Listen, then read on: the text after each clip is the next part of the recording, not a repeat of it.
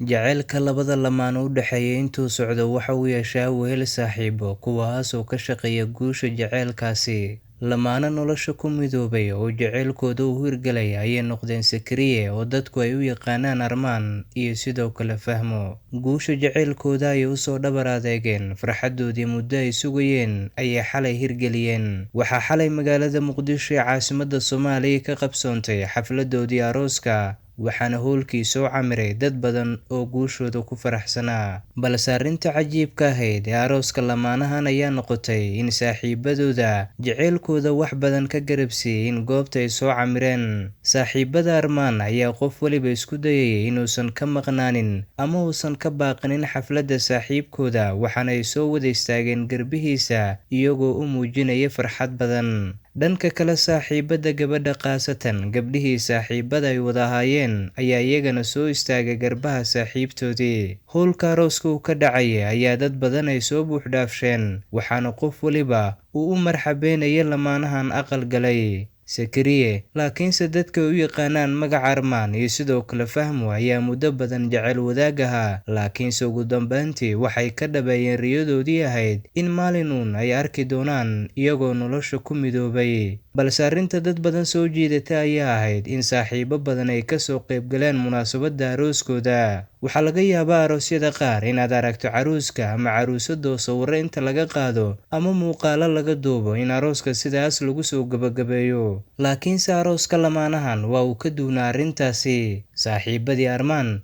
ayaa bilaabay in mid qof waliba sawirro uu la galo caruuska, taas oo ka turjumaysa in qof waliba uu muujinayay garab istaagga iyo sidoo kale wehelka walaaltinimada ku dheehan. Isla gabadha uu guursanayay ee xaaska u noqonaysana sidaas oo kale saaxiibadeedii gabdhaha ahaa sawirro ayay la galayeen. Tani waxay ka turjumaysaa in mararka qaar xiriir kastoo jecel oo laba qof ay wadaagayaan, xiriirkaas uu leeyahay garbo uu ku socdo, garbahaasna waxay noqon karaan saaxiibada lamaanayaashaas ay kala leeyihiin. Hambalyo ayaanu leenahay mar kale Armaan iyo sidoo kale gabadha dunida uu ka xushay ee Fahmo. Ku xirnow mar waliba Sharmaarka Media.